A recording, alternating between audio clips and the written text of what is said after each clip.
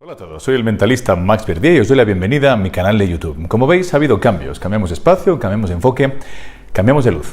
Dentro de unos pocos días cambiaremos también de cabecera. En esta nueva etapa vamos a hablar de cosas diferentes. Hablaremos principalmente del mundo del espectáculo y de las técnicas de hipnosis. Por el mundo del espectáculo me refiero a lo que mi experiencia os puede aportar a todos los que actuáis, todo lo que yo he aprendido en la escena y las diversas áreas sobre las que yo quiero tratar y enfocar mi experiencia. Y de técnicas de hipnosis, evidentemente, mi forma de enfocar todo ese tipo de técnicas, tanto en el contenido interno, lo que no se ve, lo que va por debajo, aquello que subyace, como la parte externa. Intentaremos ser lo más precisos para que podáis aprender la mejor manera de realizar estas técnicas de hipnosis. El vídeo de esta etapa trata sobre un tema muy controvertido que enciende muchísimos debates en las sobremesas de las actuaciones tras los espectáculos en los teatros de muchos magos.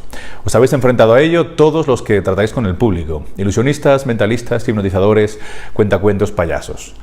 Mi amigo David y yo, en un acto absoluto de soberbia, cuando éramos mucho más jóvenes, lo llamábamos el espectador tocacojones. Darwin Ortiz, muy brillantemente, en La buena magia, lo trata como el espectador impertinente, dedicando todo un capítulo de su libro a la psicología de la impertinencia. Así que con todos vosotros, mis reflexiones sobre el espectador impertinente. Dentro cabecera.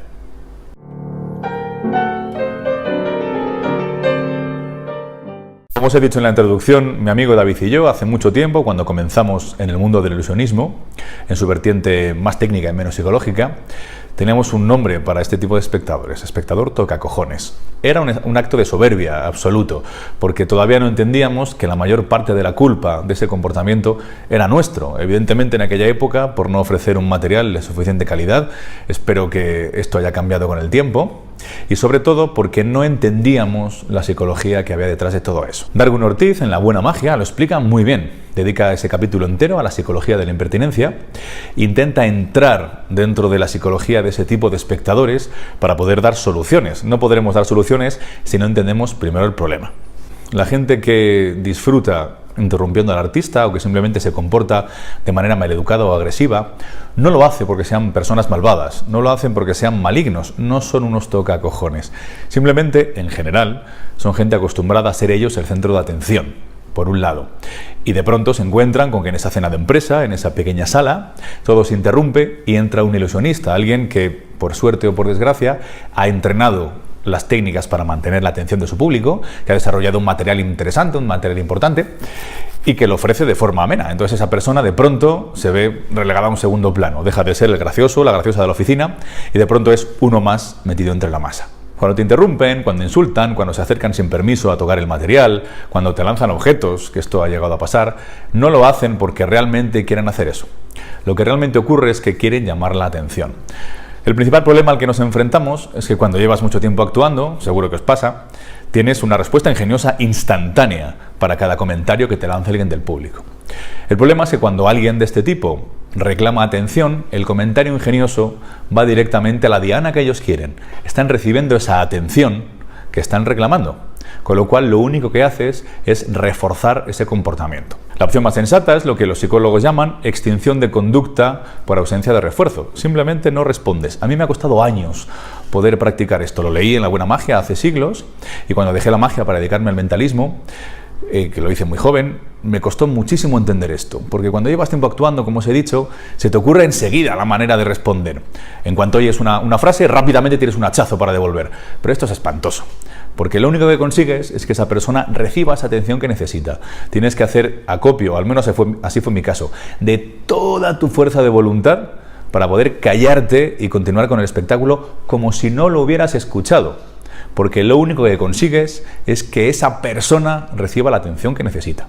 Lo peor que puedes hacer es sacar al escenario a esa persona para que realice alguno de los efectos, experiencias de mentalismo que tú realices. Si eres cuentacuentos, no lo saques a que haga un personaje. Si estás haciendo un brindis en la cena de empresa, ni lo mires. Es imprescindible que no reciba ningún tipo de atención. El ritmo de la actuación lo llevas tú, no lo llevan los demás. Pero recuerda siempre que la forma en la que el público reacciona hacia lo que haces depende en un 99% de lo que hagas tú. La famosa excusa de es que has tenido muy buen público, es que has tenido muy mal público, realmente es solamente eso, una excusa. Evidentemente hay escenarios que lo favorecen. La gente que ha pagado 30 euros por verte en un teatro de Las Vegas va a reaccionar, sobre todo si hablamos de hipnosis, por supuesto, de una forma muy distinta a la gente que te ve en las fiestas del pueblo. No porque el público sea distinto, no porque el público sea peor, sino porque su expectativa previa es diferente. Tú tienes que adelantarte a esa jugada. Si eres profesional, es tu obligación profesional. Si eres aficionado, es tu obligación moral como artista. No puedes pretender tener el mismo tipo de material, el mismo tipo de lenguaje, el mismo tipo de ritmo en unas fiestas de un pueblo en la que la mitad son personas mayores y la otra mitad niños pequeños, que en un teatro con un público de una edad media de 35 años que ha pagado por verte. Esto lo tienes que tener en cuenta siempre antes. La mejor manera es que todo el material que tengas sea ambivalente, que puedas realizar los mismos efectos, sketches, rutinas, me da igual si eres mentalista o si eres humorista, no me importa, pero que puedas realizarlo de una manera ágil y adaptada al público. Pero asúmelo, el 99,9% de la reacción que tenga el público depende de lo que hagas tú, depende de cómo te perciban, depende de cómo entres en escena y también, evidentemente, depende de todo el trabajo previo. El cartel que se haya puesto en el bar del pueblo o la campaña publicitaria que hayáis contratado en toda España, en toda Europa, en todo México para publicitar tu espectáculo. Eso da igual. La mejor forma de evitar que esto ocurra es, evidentemente, saber dónde y para quién vas a actuar. Tú tienes la obligación de saber cómo es tu público. Evidentemente me estarás diciendo, oye Max, pero es que yo no soy profesional, soy cuentacuentos y hago de vez en cuando actuaciones para mis amigos o cuando surgen algún cumpleaños. Da igual, no tienes obligación profesional, pero tienes una obligación moral como artista, sobre todo ante ti mismo lo primero y ante quien hace real todo esto, real y posible, todo esto a lo que nos dedicamos, que es el público. Evidentemente habrá una persona que no quiera verlo, que no quiera disfrutar, que se ponga de esta manera. En muchas ocasiones va a ser culpa tuya, pero independientemente de eso, hay mucha gente que quiere verlo y que tiene derecho a disfrutar de ello.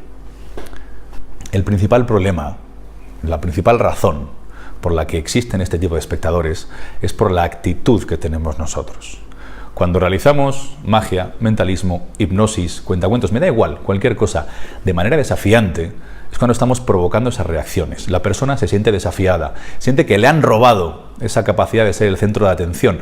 No que se la han quitado, no que la ha perdido, que se la han robado. Tú tienes que demostrarle a esa persona de forma indirecta que no has robado nada, que la experiencia que estás proporcionando, primero tienes tú el control, pero no como si se lo hubiera robado, sino porque simplemente esa situación, ese momento, es tu ámbito, tu momento, tu lugar, y lo realizas para el disfrute de todos los espectadores. Me da igual si estás llenando un teatro de 2000 butacas, me da igual si es un brindis en tu empresa de 12 personas. Tú te has molestado en realizar el trabajo previo, tienes que desarrollar la capacidad para transmitir que no estás robando nada a nadie. Y sobre todo, por favor, nunca digas lo de he tenido muy mal público, he tenido muy buen público. No te lo digas a ti mismo, porque no es verdad.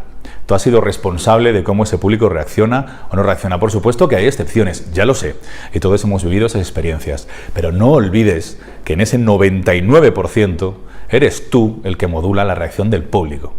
Y sobre todo, piensa que vas a ser tú el que maneje esa situación. Te va a ocurrir, seguro.